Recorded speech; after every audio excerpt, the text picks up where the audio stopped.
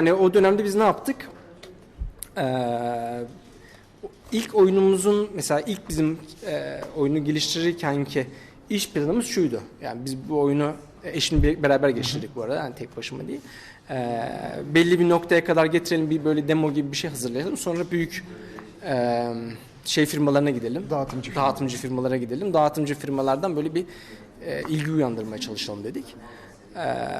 Sonra işte netekim bir demo hazırladık. Sonra işte demomuzu CD'ye işte çektik. İşte FedEx'te falan böyle şeyleri değişik bildiğiniz dağıtımcı firmaların şeylerine gönderdik. Sponsorluğu sizsiniz değil mi? Maddi destek olarak hep Evet, kendi imkanlarımızla gönderdik. Sonra onlardan hiçbir tanesine ses gelmedi.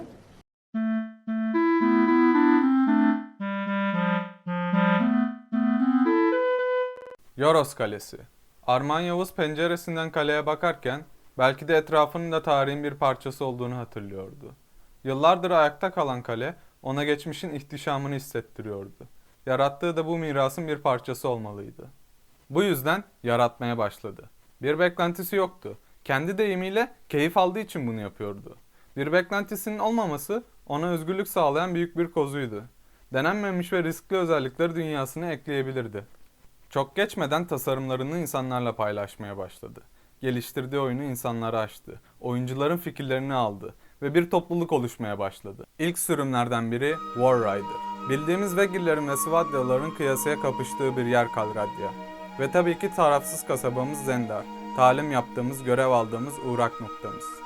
Hikaye ve atmosfer fantezi içeren bir dünyaya bırakıyor bizi. Kara kergitler, büyücüler, şövalyeler. İsyanlarla ve zombilerle karşılaştığımız ilginç bir hikaye. Hatta bizim sürekli ziyafet veren Kral Harlous burada zombi. Gerisini siz düşünün. 2005 yılında firma kuruldu ve serinin geleceğini oluşturacak önemli kararlar alındı. Fantezi ve tarih arasındaki çizgi Mount & Blade'e özgü bir şekilde ayarlandı. Kalradia halen vardı ama artık büyücüler ve zombiler olmayacaktı. Büyüler ve fantezi içeren elementler o dönemde yakın dövüş içeren oyunlar için olmazsa olmazdı. Mount & Blade oyun dünyasından farklı bir çizgide ilerledi ve bu farklılığı onun özgünlüğünü ve markasını oluşturdu. Tek seferlik bir hikaye yerine açık dünya olan ve oyuncunun kendi hikayesini yazdığı bir evren oluşmaya başladı. Piyasada bu tarz bir oyun yoktu. Rakibe vurmak için fareye tıklamamız yetmiyordu. Yönünü ve savunmayı da düşünmek zorundaydık. Böylece tarih meraklıları, Orta Çağ'la ilgilenen oyuncular oyuna destek oldular. Aynı şekilde diğer firmaların aksine yine sıra dışı bir yöntemle oyun oyunculara açık bir şekilde geliştirildi ve 2008'de Mount & Blade ortaya çıktı. Oyun büyük bir yankı uyandırmamıştı ama belli bir kitlenin ilgisini çekmişti. Orta Çağ dövüş mekanikleri, kaleler, haydutlar, ticaret ve sandbox kesinlikle özgün bir deneyim yaşatıyordu. At ve kılıcın temeli ve çizgisi oluşmuştu. Oyunculardan olumlu tepkiler alan Tailverse kendini büyüttü ve çalışmalarına devam etti. Yine sadık oyuncu kitlesini dinleyerek, onların fikirlerini alarak 2010'da Warband'i piyasaya sürdü. Eski 5 krallığın yanına Sarranitler eklenmişti. Evlilik gibi yeni özellikler vardı ve oyun her açıdan cilalanmıştı. Özellikle dövüş mekanikleri çok daha akıcı ve eğlenceliydi. Oyuncuların sürekli talep ettiği çok oyuncu da artık hizmete sunulmuştu.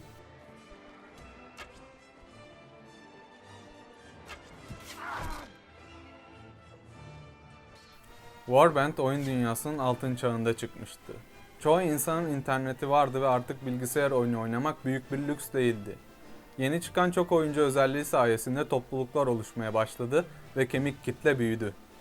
Ama her şeyden daha önemlisi, oyunlar mod eklemek için fazla karmaşık değildi ve oyuncuların mod geliştirmesi için gerekli imkanlar mevcuttu. Optimize edilmiş Warband bu koşullardan sonuna kadar nemalandı. Tutkulu oyuncular geliştirdikleri modlarla oyuna daha fazla renk katmaya başladılar. İsterseniz Full Invasion'da arkadaşlarınızla beraber düşman dalgalarına karşı hayatta kalmaya çalışabilirsiniz. Ya da paralı bir asker olarak kariyer yapabilir ve diğer oyuncularla çarpışabilirsiniz. Tek başınıza oynamak istiyorsanız daha fazla seçenek var. Yüzüklerin Efendisi'ni seviyor musun? Bir de Warband'de dene. Game of Thrones da var. Daha çok tarihle ilgileniyorsan Haçlı seferlerine katılabilirsin. Ya da Japonya İç Savaşı'nda klanını toplayabilirsin. İstersen Amerika'nın vahşi batısında hayatta kalmaya çalışabilirsin. Kızılderililerle savaşabilirsin. Ya da Star Wars evreninde ışın kılıçlarıyla savaşabilirsin. Orijinal oyun deneyimiyle ayrı bir yeri olan Warband, oyuncuların destekleriyle sürekli canlı kalan ve zaman geçtikçe prestiji artan büyük bir hit oldu. Milyonlarca kopya sattı. Bir insanın ilgisiyle ve hayaliyle başlayan süreç artık kurumsal bir firmaya dönüşmüştü. Markanın bu büyümesini yapımcılar da devam ettirdi ve 2011'de Ateş ve Kılıç piyasaya sürüldü. Gerçek tarihi işleyen bu dönemdeki tüfekler ve atmosfer, oyunun temelde ne kadar esnek ve zengin olduğunu kanıtladı. Ateş ve Kılıç'ın çıkmasıyla oyuncuların tüfeğe olan merakı da arttı aslında. Modlarda daha fazla tüfek görülmeye başlandı. İşte topları görmeye başladık artık. Ve bir bakıyoruz, Napolyon savaşlarını içeren mod yükselmeye başladı ve yapımcılar buna da destek oldu. Ve bunu da artık bir ek paket olarak çıkardılar, Napolyon savaşlarını. Warband'den, o ortaçağ atmosferinden artık salvo atışı yapan birliklere geliyoruz. Arkadaşlarımızla beraber hizaya geliyoruz, ateş yapıyoruz, top kullanıyoruz. Süvarilerle saldırıp piyade formasyonunu dağıtıyoruz. Warband o kadar zengin ki işte daha sonra bu modun yapımcıları kendi oyunlarını yaratıyor. Yani Warband kendi içinden bir oyun doğuruyor. Farklı bir oyun çıkarıyor aslında. O kadar zengin bir oyundan bahsediyoruz. İçinden farklı oyunlar çıkarabilen bir oyun oluyor artık Warband. Bu sıralarda 2012'de Bannerlord duyuluyor. Tabi oyuncuların tepkisi inanılmaz. Hani Warband'de 2 yıl sonra çıkıyor Mount & Blade'den. Bannerlord'da 2 yıl sonra duyuruluyor. Hani yakında Bannerlord'u göreceğiz. Warband'in altın çağında oynuyoruz. Ve evet, Bannerlord'u da oynayabileceğiz 1-2 yıl sonra. Birçok oyuncuda aslında böyle bir düşünce oluşmaya başlıyor. Ama tabii ki de yapımcılardan ses gelmemeye başlıyor. 2014'te ise Vikings Conquest çıkıyor ama büyük bir fiyasko olarak çıkıyor. Çünkü oyunun her yeri hatalı. Oyun oynuyorsun, oyun oyundan atmaya başlıyor seni bir süre sonra. Dilde sıkıntılar var. Çok büyük sıkıntılarla çıkıyor oyun ama Arman Bey daha sonra özür diliyor. Hani bunun bir hatası olduğunu kabul ediyor. Ve daha sonra tabii ki de Vikings Conquest düzeltilmeye devam ediliyor. Yeni yamalar ekleniyor. Ve oyun oynanabilir bir hal alıyor. Zaten bu da bir moddan gelme bir ek paket. Bu oyun oldukça aslında güzel bir deneyim yaşatıyor bize. Zaten o dönemler Vikinglerin patladığı dönemler. Popüler kültürde diziler var, filmler var. Yağma yapabiliyoruz yani bu deneyimi yaşıyoruz. Gidiyoruz gerçekten o manastırı yağmalıyoruz Vikingler olarak. Gemimize atlıyoruz ve İngiltere'ye gidiyoruz. Gemi savaşları olsun, oyunun hikayesi olsun, oyunun o gerçekçiliği olsun benim favori ek paketim. 2014'te Tailverse Paradox Interactive ile olan bağlarını kopardı. Artık bağımsız bir firmaydı Tailverse. Belli bir tarihe oyun yetiştirmesine gerek yoktu. Bir dağıtıcıya ihtiyacı yoktu. Oyunlarını artık kendileri satabilirlerdi. Artık tanınıyorlardı. Artık bağımsız bir firmaydı Tailverse. Kendi planlarını yapabilirlerdi. Kendi oyunlarını daha özgür bir şekilde tasarlayabilirlerdi. Tabii bu süre içinde artık Mount & Blade ana akım olmaya başlıyor. Tüm oyuncuların aşağı yukarı bir fikri olmaya başlıyor oyun hakkında. Oyun yapımcıları artık ona benzer oyunlar yapmaya başlıyor. Artık bir tür oluyor at ve kılıç. Ve mesela Warband'in oyun motoruyla yapılan Blood and Gold çıkıyor. Karayipler'de çıkan bir oyun. Gemimizle ticaret yapıyoruz, korsanlara karşı savaşıyoruz, yerlilerle takılıyoruz. Böyle bir oyun piyasaya çıkıyor. Bu oyun başlarda biraz eksik çıktığı için olumsuz tepkiler alıyor oyunculardan ama daha sonra bedava yamalar yaparak, paketler çıkararak oyuncuların gönlünü almaya çalışıyorlar. Ama özünde şöyle bakan bir kitle de oluyor, hani modlar var zaten Warband'de, neden bu oyuna para vereyim ki diye düşünüyorlar. Ama özünde kötü bir oyun değil bence.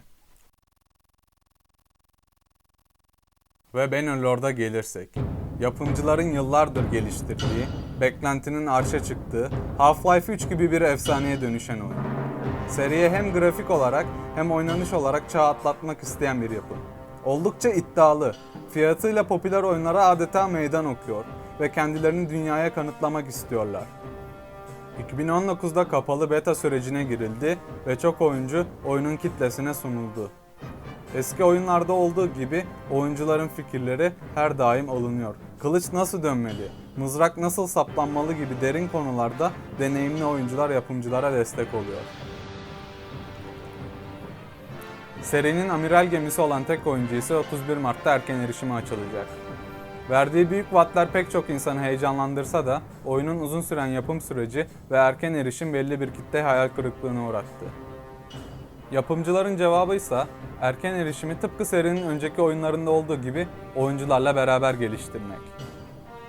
Şirket hakkında pek çok söylenti var ve uzun yapım süreci oyuncuların akıllarını karıştırdı. Ama kesin olan, Bannerlord yıllar önce başlayan At ve Kılıç serisinin özgünlüğünü koruyor ve oyun tarihine izini bırakacak.